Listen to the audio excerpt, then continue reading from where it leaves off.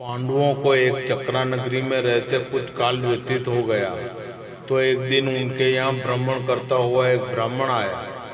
पांडवों ने उसका यथोचित सत्कार करके पूछा, देव, आपका आगमन कहाँ से हो रहा है? ब्राह्मण ने उत्तर दिया, मैं महाराज द्रुपद की नगरी पांचाल से आ रहा हूँ। वहाँ पर द्रुपद की कन्या द्रौपदी के स्वयंवर के लिए अनेक देशों के राजा महाराजा पधारे हुए हैं। पांडवों ने प्रश्न किया, है ब्राह्मणोत्तम, द्रौपदी में क्या क्या गुण तथा विशेषताएं हैं? इस पर ब्राह्मण बोला, पांडवगण गुरु द्रोण से पराजित होने के उपरांत महाराज द्रुपद अत्यंत लज्जित हुए और उन्हें किसी प्रकार से नीचा दिखाने का उपाय सोचने लगे। इसी चिंता में एक बार वे घूमते हुए कल्याणकारी नगरी के ब्राह्मणों की बस्ती में जा पहुंचे। वहां उनकी भेंट याज तथा उपयाज नामक महान कर्मकांडी ब्राह्मण भाइयों से हुई।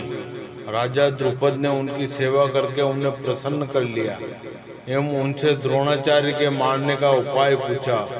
उनके पूछने पर बड़े भाई याज ने कहा, इसके लिए आप एक विशाल यज्ञ का आयोजन करके अग्निदेव को प्रसन्न कीजिए, जिससे कि वे आपको महान बलशाली पुत्र का वरदान दे देंगे।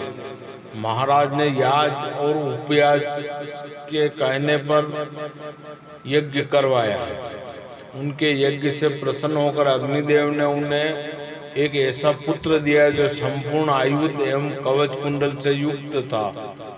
उसके पश्चात उस यज्ञ कुंड से एक कन्या उत्पन्न हुई, जिसके नेत्र खिले हुए कमल के समान दिव्यमान थे, भौहें चंद्रमा के समान वक्र थी तथा उसका वर्ण श्यामल था।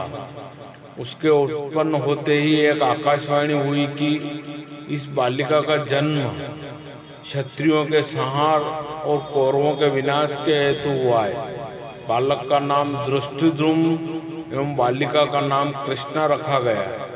द्रुपद ने धृष्टद्युम्न को शिक्षा के लिए द्रोणाचार्य के पास भेज दिया और द्रोणाचार्य अपनी समस्त शत्रुता को त्याग कर उस बालक को विद्या प्रदान करने लगे। बालिका अब युवा होकर अत्यंत लावण्यमयी हो गई और उसी का स्वयंवर होने वाला है। उस ब्राह्मण के प्रस्थान करने के पश्चात पांडवों से भेंट करने वेदव्यास जी आ पहुंचे। वेदव्यास ने पांडवों को आदेश दिया कि तुम लोग पांचाल चले जाओ। वहां द्रुपद कन्या पांचाली का स्वयंवर होने जा रहा है।